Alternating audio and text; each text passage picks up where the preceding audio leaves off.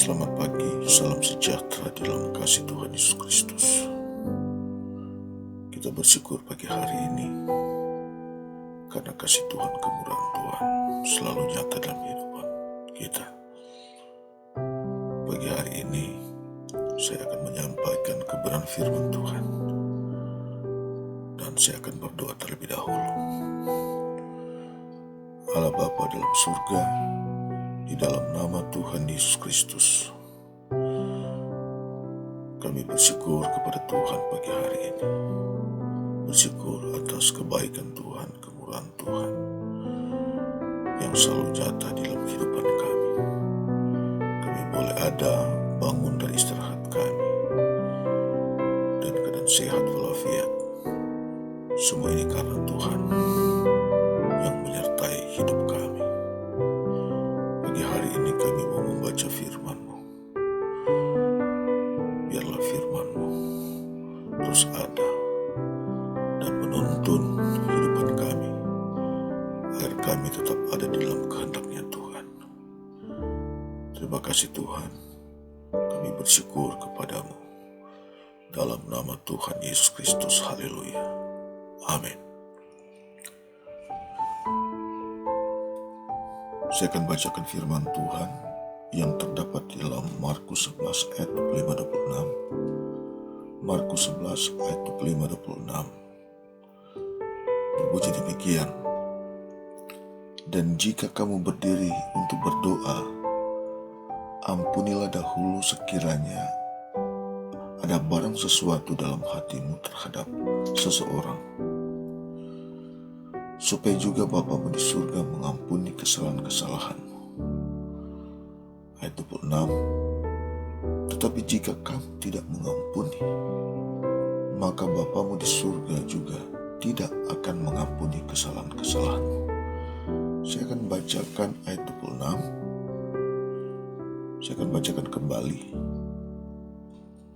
Tetapi jika kamu tidak mengampuni, maka Bapamu di surga juga tidak akan mengampuni kesalahan-kesalahanmu. Puji Tuhan, Bapak Ibu, Saudara sekalian. Ayat yang kita baca, kita dengar pada pagi hari ini adalah berbicara tentang pengampunan. Masihkah kita mau mengampuni? Masihkah kita ada pengampunan? Berbicara tentang pengampunan terkadang adalah hal yang sangat sulit untuk kita lakukan. Sangat berat untuk kita lakukan. Karena berbicara tentang pengampunan adalah mengampuni orang yang sudah berbuat salah kepada kita. Orang yang sudah mengecewakan kita. Orang yang sudah merugikan kita. Ataupun orang yang sudah mengkhianati kita.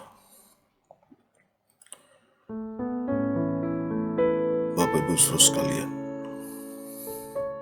ketika kekecewaan, ketika kemarahan, ketika dendam itu kita taruh di dalam hati kita, dalam pikiran kita,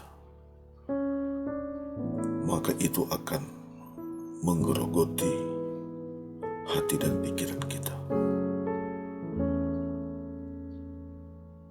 Perasaan kecewa, perasaan sakit hati, perasaan dendam, dan perasaan marah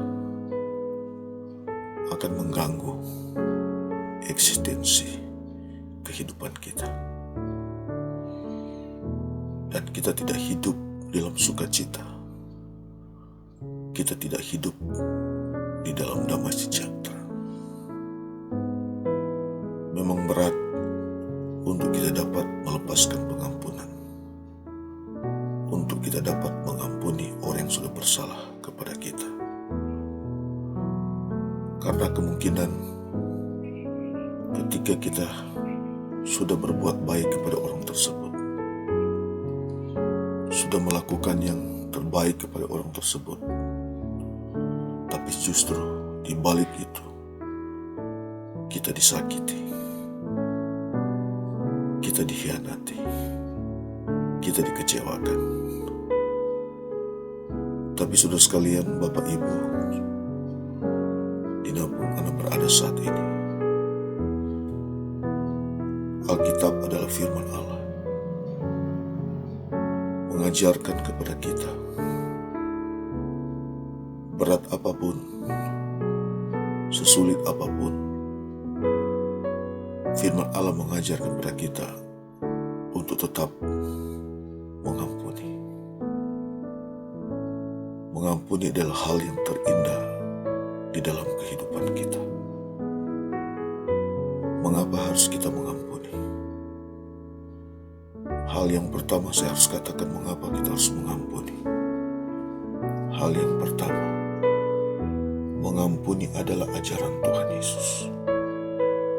Kalau kita baca dalam ayat 25 ini, Yesus berkata, "Dan jika kamu berdiri untuk berdoa, ampunilah dahulu sekiranya ada barang sesuatu dalam hatimu terhadap seseorang, supaya juga Bapamu di surga mengampuni kesalahan-kesalahan." Ini membuktikan adalah mengampuni adalah ajaran Tuhan Yesus. Tuhan Yesus mengajar kepada kita sebagai seorang percaya, sebagai pengikut Kristus, kita bisa memberikan pengampunan. Kalau kita lihat dalam Lukas 11 ayat 28, Lukas 11 ayat 28 berkata, "Tetapi ia berkata, yang berbahagia ialah mereka yang mendengarkan firman Allah dan yang memeliharanya."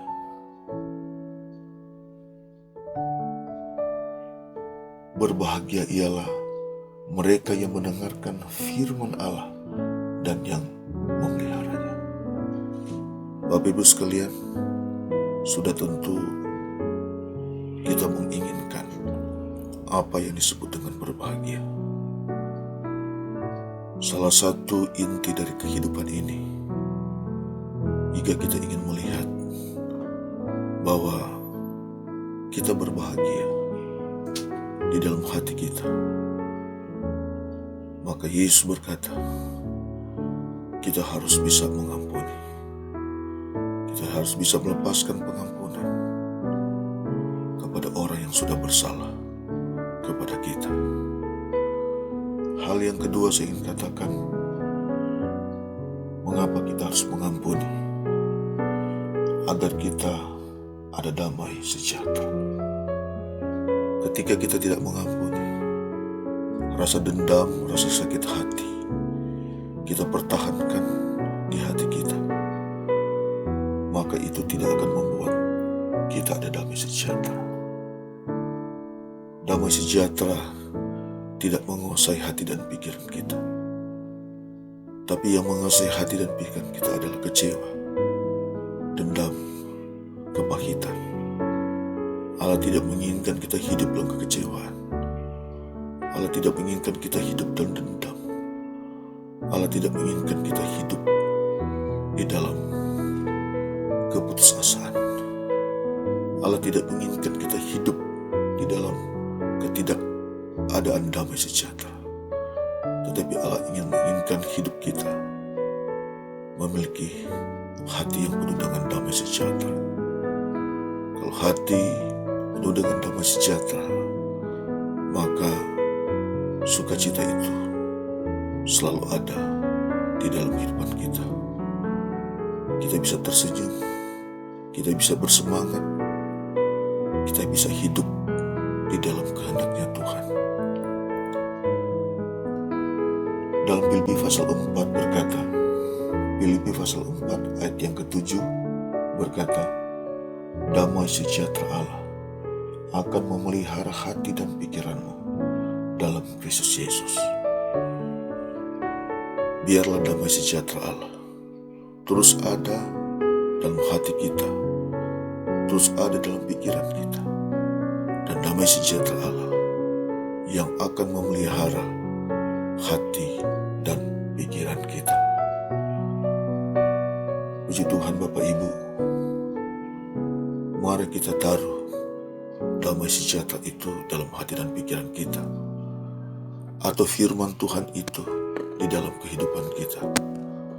Ketika kita taruh firman Allah itu dalam kehidupan kita, kita dengar firman Tuhan, kita renungkan firman Tuhan, kita baca firman Tuhan. Apalagi berbicara tentang mengampuni, melepaskan pengampunan, maka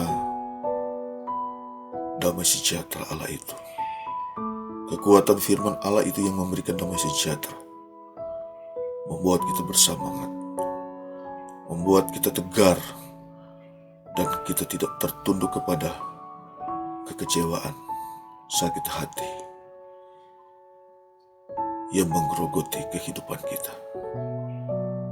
Tuhan memberkati kita semua, Tuhan menolong kita semua, dan biarlah kita menjadi orang-orang, pribadi-pribadi, atau menjadi umat yang memiliki kasih dan bisa mengampuni orang yang bersalah kepada kita. Sebab itu yang Tuhan inginkan di dalam hidup kita. Yang ketiga, mengapa kita harus bisa mengampuni? Agar kita diampuni oleh Bapa di surga. Hal yang terindah di dalam kehidupan kita adalah Bapa di surga pun bisa mengampuni kita.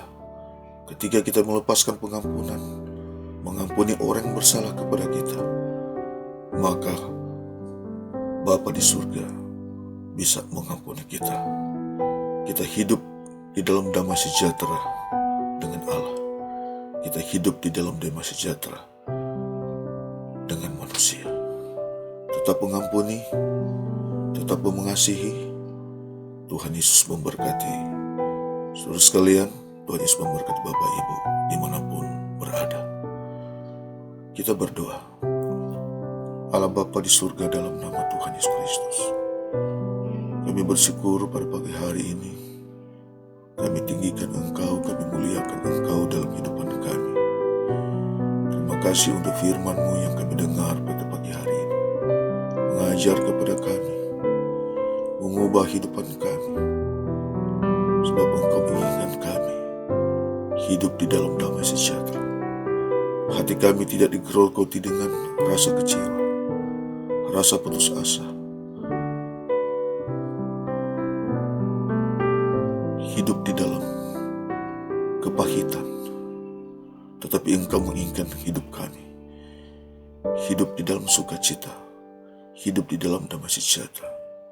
Ketika hati kami bisa bersukacita, ya Tuhan, hati kami bisa memiliki damai sejahtera, maka itulah hal yang terindah di dalam kehidupan kami. Tuhan, tolong kami dimanapun umat-umat-Mu berada. Ketika mereka mendengarkan suara Tuhan, firman Tuhan, tolong mereka Tuhan.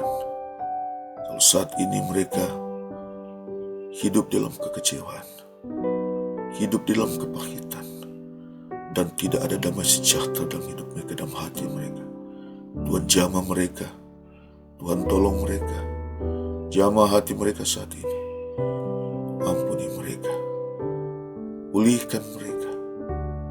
Biar berkat Tuhan, kasih sayang Tuhan, kemurahan Tuhan selalu ada menyertai kehidupan mereka. Dalam nama Yesus, yang sakit Tuhan sembuhkan, yang susah Tuhan hiburkan, yang lemah Tuhan berikan kekuatan.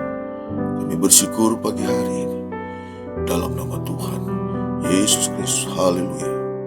Amin. Terima kasih Bapak Ibu. Biar damai sejahtera Tuhan melampaui hati dan pikiran kita, dan kita terpelihara di damai dengan damai sejahtera Tuhan oleh kekuatan firman Tuhan. Haleluya. Amin.